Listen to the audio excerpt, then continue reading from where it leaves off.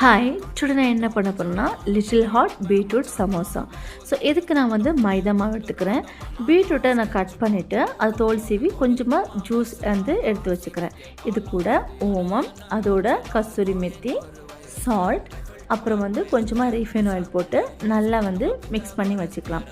இது கூட கொஞ்சம் கொஞ்சமாக பீட்ரூட் ஜூஸ் ஆட் பண்ணி இந்த மாதிரி மாவு சப்பாத்தி மாவு மாதிரி நம்ம பெரட்டி வச்சு கொஞ்சம் தனியாக எடுத்து வச்சுக்கலாம். இப்போ குக்கரில் பொட்டேட்டோ பீட்ரூட் போட்டு நல்லா வேக வச்சு எடுத்து வச்சுக்கலாம். இதில் தோல் நம்ம கொஞ்சமாக எடுத்துகிட்டு எல்லாமே நல்லா ஸ்மாஷ் பண்ணி எடுத்து வச்சுக்கலாம். இதை ஸ்மாஷ் பண்ணும்போது ரெட்டிஷ் கலரில் இருக்குங்க, பார்க்கவே நல்லாயிருக்கும். இப்போ ஒரு பேனில் கொஞ்சமாக ஆயில் போட்டுக்கோங்க. மீடியம் ஹீட்டில் தான் நம்ம இதை பண்ண போகிறோம். ரொம்ப வேக வைக்க வேணாம்.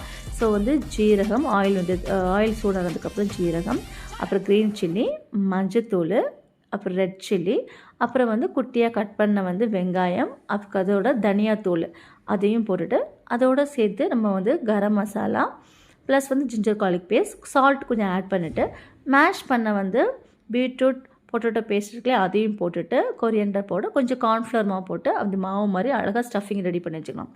இப்போ மாவை சப்பாத்தி மாவு மாதிரி இந்த ரவுண்டாக நல்லா திரட்டிட்டு இந்த பேஸ்ட்டை அதுக்கு மேலே இந்த மாதிரி நல்லா தடவிட்டு நம்ம என்ன பண்ணணும்னா சைடாக இந்த பக்கம் ரோல் பண்ணிக்கணும், அந்த பக்கமும் கொஞ்சமாக ரோல் பண்ணிக்கணும். ஃபுல்லாக ரோல் பண்ணக்கூட இந்த மாதிரி பாதியாக ரோல் பண்ணி வச்சுட்டு நம்ம கட் பண்ணி எடுத்துக்கலாம். இப்படி குட்டி குட்டியாக நம்ம கொஞ்சம் கட் பண்ணி எடுத்துகிட்டு ஒரு ரோல் எடுத்து கீழே மாதிரி அப்படி இழுத்து விட்டுட்டோன்னா ஹார்ட் ஷேப்பில் வந்துடும். லைட்டாக ப்ரெஸ் பண்ணிக்கலாம்.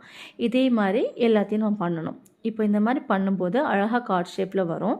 ஸோ இதை நம்ம நெக்ஸ்ட்டு ஆயில் விட்டு சூடானதுக்கப்புறம் டீப் ஃப்ரை நம்ம பண்ணி எடுத்துக்கலாம். நான் இந்த மாதிரி டீப் ஃப்ரை எல்லாத்துலேயும் நான் பண்ணி எடுத்துட்டேங்க. நல்லா அழகாக வாசமாக அழகாக வந்துடுச்சு. இப்போ ரெடி ஆயிடுச்சு. இப்போ பிளேட்டிங் பண்ண போகிறேன். ஸோ இதுக்கு நம்ம கெச்சப் யூஸ் பண்ணலாம், இல்லை என்ன ரெட் சில்லி சாஸ் கூட யூஸ் பண்ணால் எல்லாமே நல்லாயிருக்குங்க.